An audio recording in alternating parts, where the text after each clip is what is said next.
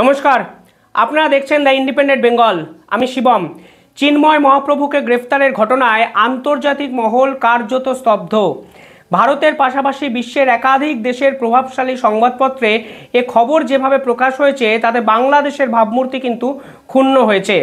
কালকে ভারত সরকার বাংলাদেশের এহেন ঘটনা নিয়ে একটি কড়া বিবৃতি জানিয়েছিল। এর ফলে কিন্তু আন্তর্জাতিক রিলেশনে বাংলাদেশ চরমভাবে বিপাকে পড়ে। কিছুদিন আগে আইএমএফ জানিয়েছিল বাংলাদেশের উচিত ইন্টারনাল এবং এক্সটার্নাল ট্রেডকে গুরুত্ব দেওয়া, অর্থাৎ বাংলাদেশের বর্তমান যে মূল্যবৃদ্ধির অবস্থা, অর্থনৈতিক কাঠামোর বেহাল অবস্থা, এইটা যদি রিভাইভ করতে হয়, পুনর্জাগরণ করতে হয়, তাহলে আন্তর্জাতিক সম্পর্ক ভালোভাবে শুরু করে ব্যবসা বাণিজ্যে জোর দিতে হবে। কিন্তু বাংলাদেশ সরকার কিন্তু কার্যত সেটা করতে পারেনি।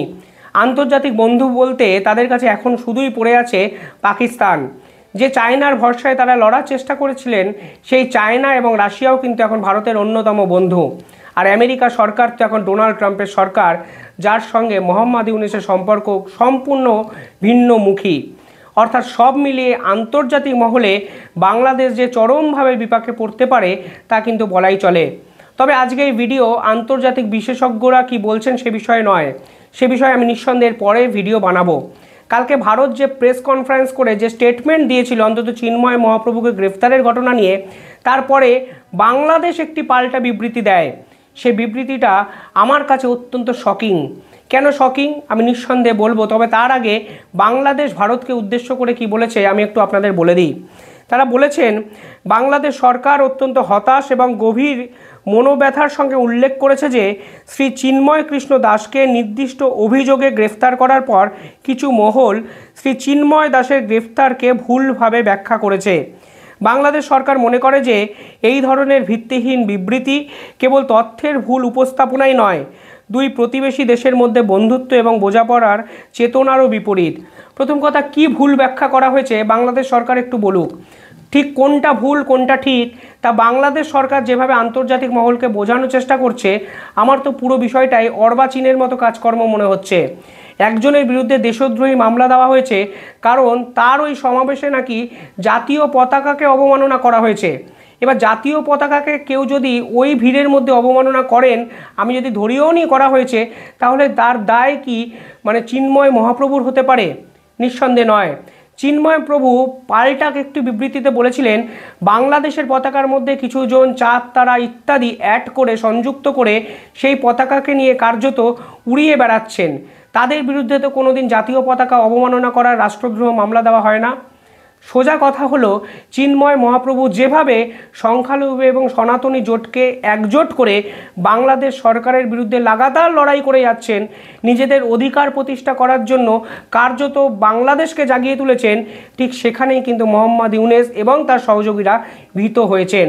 ঠিক সেখানেই এই ধরনের কথাবার্তা ভারতের পাল্টা দিতে গিয়ে তারা যে কথাগুলো বললেন, আমার কাছে অত্যন্ত শকিং তো অবশ্যই, কিন্তু আমি পার্টিকুলারলি এই পুরো বিষয়টায় একটু অবাকই হয়েছি। কারণ তারা পরবর্তীকালে বলেছেন, বিবৃতিতে এই বিষয়টিও সম্পূর্ণভাবে উপেক্ষা করে যে বাংলাদেশ সরকার বাংলাদেশের জনগণের বিরুদ্ধে গুরুতর মানবাধিকার লঙ্ঘনে অপরাধীদের দায়মুক্তির সংস্কৃতি চূড়ান্তভাবে শেষ করতে বদ্ধপরিকর এবং ধর্মীয় সংখ্যাগরিষ্ঠ ও সংখ্যালঘুদের সঙ্গে একই আচরণ করে। অর্থাৎ এখানে মানবাধিকারের প্রসঙ্গ টেনে এনেছেন মোহাম্মদ ইউনূসের এই সরকার। পাল্টা প্রশ্ন যদি আমরা করি, কেন আপনারা জেল থেকে আনসারুল্লাহ বাংলার প্রধান নেতাকে ছেড়ে দিলেন, যিনি জেল থেকে ছাড়া পেয়েই ভারতকে উত্তপ্ত করার একটি ভিডিও করলেন, যেখানে তিনি সেভেন সিস্টার্সকে আক্রমণ করার কথা বললেন। পার্টিকুলারলি যে সংগঠনকে গোটা বিশ্বে একাধিক দেশ নিষিদ্ধ ঘোষণা করেছে, সেই নিষিদ্ধ একটা সংগঠনের প্রধান নেতাকে আপনারা ছাড়লেন ঠিক কোন আইনের জন্য? কেন আনসারুল্লাহ বাংলার সেই প্রধান নেতা জেল থেকে বেরোনোর পর শুধু ভারতকে হুমকি দিয়েছে সেটা নয়, তিনি কার্যত তার বিরুদ্ধে যে অভিযোগ, সেই মৌলবাদ চালানোর একটা প্রক্রিয়া, সেটাকেও নতুন করে শুরু করবেন এ ধরনের কথাবার্তা বলে সামাজিক মাধ্যমকে উত্তপ্ত করেছেন। ভুল তথ্য দিয়ে 1000 কোটি টাকা দিয়ে ঋণ দেওয়ার স্বপ্ন দেখিয়ে ঢাকায় নিয়ে যাওয়া হয়েছিল একটা অস্থিতিশীল পরিস্থিতি তৈরির জন্য, কিন্তু আমাদের আইনশৃঙ্খলা বাহিনী এবং সর্বোপরি ছাত্রদের অংশগ্রহণের মাধ্যমে সেই পরিকল্পনাকে নস্যাৎ করা হয়েছে এবং এই ধরনের আর কোনো ষড়যন্ত্র কিংবা পরিকল্পনা করা হলে সে বিষয়ে যথাযথ ব্যবস্থা নেওয়া। অথচ আপনারা মানবাধিকারের কথা বলছেন। যদি মানবাধিকারকে গুরুত্ব দিতেন তাহলে এখনও বাংলাদেশের আইন শৃঙ্খলা কেন আপনাদের কন্ট্রোলে গেল না? কেন বস্ত্রশিল্পীদের উপর গুলি চালানো হলো? কেন বস্ত্রশিল্প কার্যত ভেঙে পড়ল? এই প্রশ্নগুলো বাংলাদেশে আজকাল কেউ করছে না। বাংলাদেশের মিডিয়ার ভূমিকা অত্যন্ত হতাশাজনক। এমনকি বাংলাদেশের মিডিয়া তাদের সাংবাদিকদের যে অ্যাক্রিডিটেশন কার্ড বাতিল করা হয়েছে, তাদের সাংবাদিকদের যে মিথ্যা মামলায় জড়ানো হয়েছে, এমন একটা সাংবাদিকের নাম জড়িয়ে দেওয়া হয়েছে যে ঘটনাস্থলে সেখানে ছিলই না, পরবর্তীকালে DW বাংলা এই পুরো বিষয়টা সামনে আনে, সে বিষয়ে তারা একটা খবর অবধি প্রকাশ করছে না। আর ঠিক যেখানে মানবাধিকারের সস্তা বুলি আওড়ে মোহাম্মদ ইউনূস ভারতকে পাল্টা দেওয়ার জন্য উদ্গ্রীব হয়ে উঠেছেন। আসলে ভারতকে পাল্টা দেওয়া শুধু নয়, আর আন্তর্জাতিক মহলে ভাবমূর্তি ফেরানোর জন্য মোহাম্মদ ইউনূস যেভাবে এখন চেষ্টা করছেন তা কিন্তু কার্যত তার শেষ রক্ষা হবে বলে আমার মনে হয় না। তিনি পরবর্তীকালে কি বলেছেন জানেন? মোহাম্মদ ইউনূসরা বলেছেন, বাংলাদেশে দৃঢ় ভাষায় পুনর্ব্যক্ত করে যে প্রত্যেক বাংলাদেশি তার ধর্মীয় পরিচয় নির্বিশেষে কোনো বাধা ছাড়াই নিজ নিজ ধর্মীয় আচার আচরণ প্রতিষ্ঠা, রক্ষণাবেক্ষণ বা পালন মতামত প্রকাশের অধিকার রাখে। দেখুন কতটা সেলফ কন্ট্রাডিক্টরি একটা বিষয়। তারা বলছেন ধর্মীয় আচার আচরণ পালন করা বাংলাদেশে সম্ভব, অথচ সেনাবাহিনীর পাহারা দেওয়া সত্ত্বেও দুর্গাপুজো কার্যত হুলস্থুল একটা কাণ্ড কিন্তু বাংলাদেশে হয়েছে। শুধু তাই নয়, সংখ্যালঘু যারা যখন বিভিন্ন আন্দোলন করে তাদের উপরে কার্যত নিপীড়ন নেমে আসে, তাদেরকে মাথা ফাটিয়ে দেওয়া হয়, পুলিশে বাধার মুখে তাদেরকে পড়তে হয়, রংপুরের সবার স্থান পরিবর্তন করা হয়, তারা হোটেল পান না। অথচ আপনারা বলছেন সমস্ত ধর্মের আচার আচরণ বাংলাদেশে করা সম্ভব। আমি সত্যি জানি না যারা এই ভিডিও বাংলাদেশ থেকে দেখছেন, বাংলাদেশ সরকারের এই যে স্টেটমেন্ট তারা কতটা বিশ্বাস করেন। তারা বলেছেন সব নাগরিক এবং বিশেষ করে ধর্মীয় সংখ্যালঘুদের নিরাপত্তা নিশ্চিত করা বাংলাদেশ সরকারের কর্তব্য। গত মাসে বাংলাদেশ জুড়ে শান্তিপূর্ণভাবে দুর্গাপূজা উদযাপনের মাধ্যমে এটা আরও একবার প্রমাণিত হয়েছে। দুর্গাপুজোতে কি হয়েছে আপনারা সকলেই জানেন, কালী মন্দির থেকে সোনার মুকুট চুরি হয়ে যাচ্ছে। আর আপনারা বলছেন সংখ্যালঘুদের নিরাপত্তা আপনারা দেন। তাহলে চট্টগ্রামের যে সিসিটিভি ফুটেজ আমাদের সামনে এসছে, যেখানে সেনাবাহিনী কার্যত শান্তিরক্ষা বাহিনী সংখ্যালঘুদের উপর কার্যত ডমিনেট করেছেন অস্ত্র নিয়ে, তাহলে সেটা কী ধরনের শান্তিরক্ষা আপনারা করছেন? সেই প্রশ্ন তো আজকে আন্তর্জাতিক মহল তুলবেই।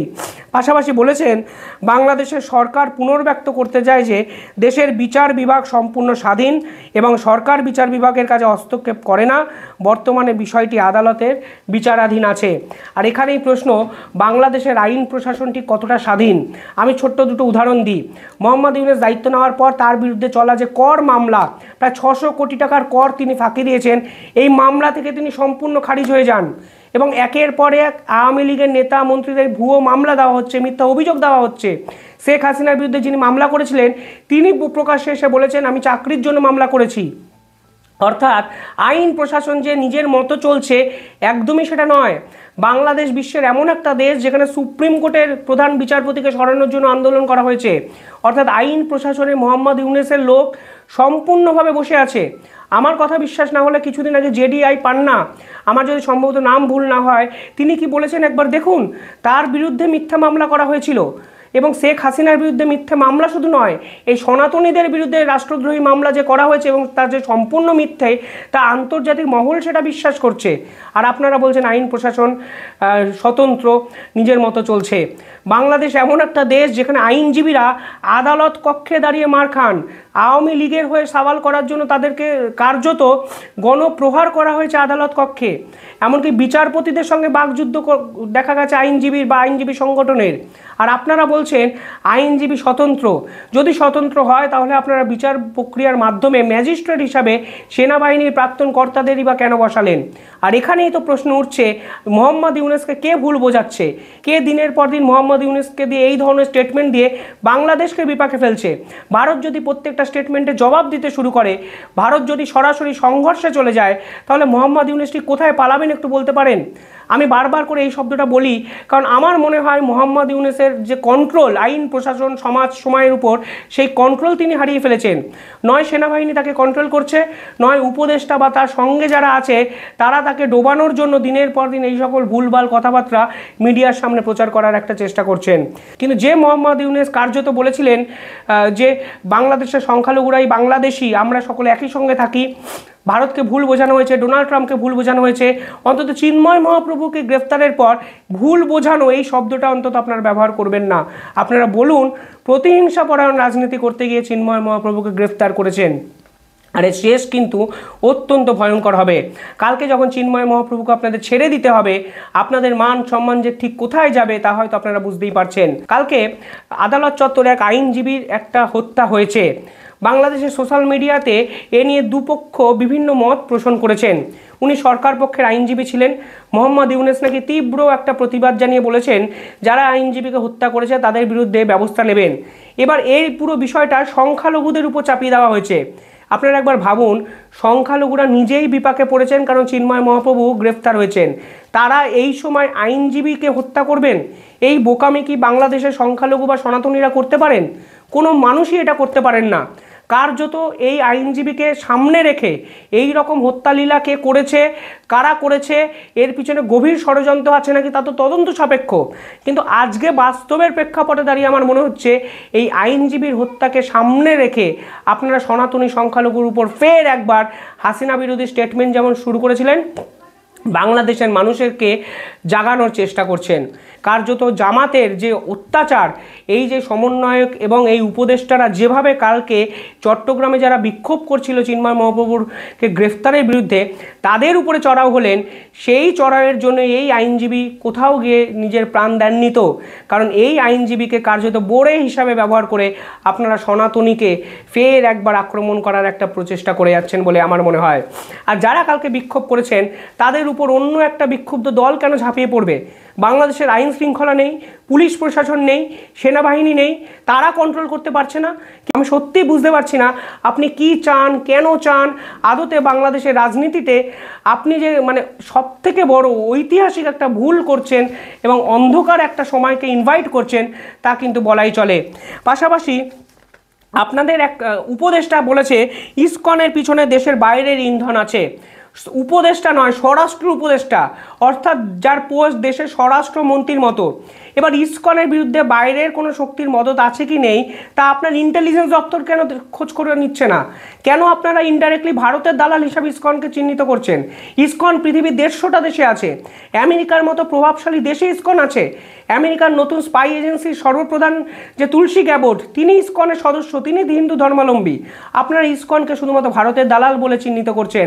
আপনারা শুধুমাত্র ইসকনকে রয়ের এজেন্ট বলছেন। অর্থাৎ দিনের পর দিন আপনারা প্রমাণ ছাড়া ইসকনের মতো একজন আন্তর্জাতিক একটা প্রতিষ্ঠানকে কালিমা লিপ্ত করছেন, অথচ আপনাদের বিরুদ্ধে কোনো স্টেপ কিন্তু নেওয়া হচ্ছে না। কিন্তু এই উস্কানি তো আপনারা দিচ্ছেন। যারা ইসকনকে ভালোবাসেন এবার যদি রাস্তায় তারা মিছিল করেন, এটা কি আপনারা মেনে নেবেন? নেবেন না। আপনারা আইন প্রশাসনকে কাজে লাগাতে পারছেন না। আপনারা সেই সকল এই সমন্বয়কদের লিটল বাহিনীকে কাজে লাগিয়ে সনাতনীদের নির্যাতন করার চেষ্টা করছেন। আর ইসকন যে ইসকন চাইছে সরকার পাল্টাতে, এরকমই এক উপদেষ্টা নাকি বলেছে। ইসকন সরকার কেন পাল্টাবে? ইসকন রাজনৈতিক সংগঠন নয়। ইসকনকে সামনে রেখে যে সনাতনী সংখ্যালঘুরা নিজেদের লড়াই লড়ছিল, তারা অধিকার আদায়ের জন্য লড়ছিল। তারা প্রকাশ্যে মঞ্চে বলেছে যারা আমাদের সমর্থন করবে, যারা আমাদের অধিকার রক্ষা করবে, আমরা তাদের সঙ্গে। তারা বলেছে যে সংবিধান বিরোধী কমিটি হয়েছে, সেখানে সনাতনীদের জায়গা দেওয়া হোক। সরকারের একাধিক উপদেষ্টার মধ্যে একজনও সনাতনী বা সংখ্যালঘু নেই। কিসের জন্য নেই? যখন আপনারা সাম্যের অধিকারের কথা বলছেন, একসঙ্গে বৈষম্যের কথা বলছেন, তখন কেন সনাতনী সংখ্যালঘুদের আপনারা এক ঘরে করে রাখছেন? বিরোধ আপনারাই করছেন। আর এখন ইসকন বিরোধী এই ধরনের কথাবার্তা বলে আপনারা দেশবাসীকে উস্কানোর চেষ্টা করছেন। আর আমার তো প্রশ্ন, মোহাম্মদ ইউনূসকে কি সেনাবাহিনী উস্কে যাচ্ছেন? সেনা প্রধান বা সেনাবাহিনীর কর্তারা কি ভুল ইনফরমেশন দিচ্ছেন? মোহাম্মদ ইউনূস ভারত বিরোধী কথাবার্তা বলবেন এবং এরপরে উনি আন্তর্জাতিক স্তরে বিপাকে পড়বেন জেনেও দিনের পর দিন মোহাম্মদ ইউনূসকে মিসগাইড কে করছেন? সেনাপ্রধান? এই প্রশ্ন কিন্তু আমার থাকলো। কমেন্টে জানাবেন আপনাদের উত্তর। কারণ সেনাবাহিনী, সেনাপ্রধান যেভাবে সংখ্যালঘুদের উপর প্রথম থেকে চড়াও হচ্ছেন, যেভাবে চট্টগ্রামেও কার্যত লাঠি চার্জ করা হলো, কাঁদানে গ্যাস ছোড়া হলো, গ্রেনেড ছোড়া হলো, তাতে এই সেনাপ্রধানকে অন্তত আর বিশ্বাস করা যায় না। আর মোহাম্মদ ইউনূসকে সরকার থেকে সরিয়ে দেওয়ার পিছনে আমার তো এখন ভীষণ মাত্রায় মনে হচ্ছে আন্তর্জাতিক ক্ষেত্রে তার ইমেজটাকে কমিয়ে দেওয়া, ফেস ভ্যালুটাকে নষ্ট করা এবং দেশের মধ্যে গোষ্ঠীদ্বন্দ্বকে বজায় রেখে কার্যত সরকার দখলের চেষ্টা সেনাপ্রধানের কৃতিত্ব বা তারই একটা ঐকান্তিক প্রচেষ্টা। কী ভাবছেন আপনারা? কমেন্টে জানাবেন। ধন্যবাদ।